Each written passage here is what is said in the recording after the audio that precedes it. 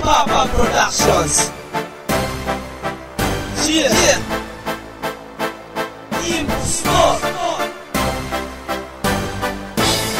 Paul A. Producer.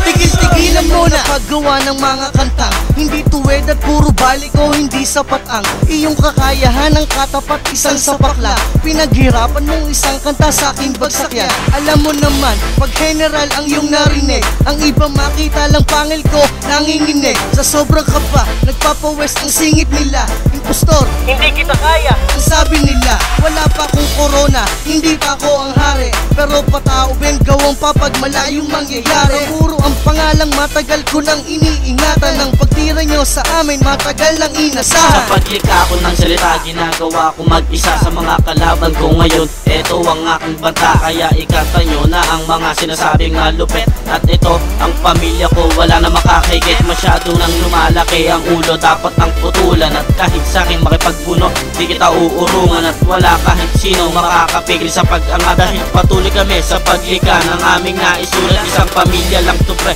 kaya wag na magpilit. Ilang kanta man ang isulat, di ka pa rin lulupit. At yung pinipilit maabot ay naabot ko na. Dahil si Paul ay gawa sa Papa's Boy ang nauna. Ibaling sa'kin ang tingin, kung ayaw mo boy makatikim ng mga linyang pandiin na kaya lumamon ng lagim. Kahit sasain ang galing, di natutulis ang talim. Pilitin mo man na sumaling, ilulubog kang pailalim.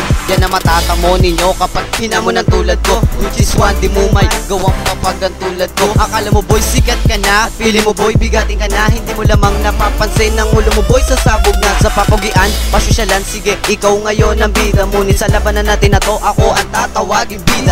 Makata at magiting na galing sa tamo. Mga linya ko na pambaon, lalo pa tong pinuro. Simolok sa'y pakinggan, isasaad kung papano. Sige makinig kayo sa katagang mga pinino. Hindi ko sino-sino at hindi yung basta-basta. Like Iskegi, bahit ko si Bamarlin na Rasta. Dagdagan nyo pa ang pusta para aking mapatulan. At sa kalalaon tatanghalin na pandiinan. Humantong man sa pupukan, tsak na mababaon sa letra ko ay malulunod. Posible na ang makaawagin na ang chaperon mo para meron kang kadamay. Kahit walang kamalay-malay aking idadamay. Mapapanis lang ang laway pag ako katunggali. Iaangat ko ang sarili dahil sa pagpupunagi.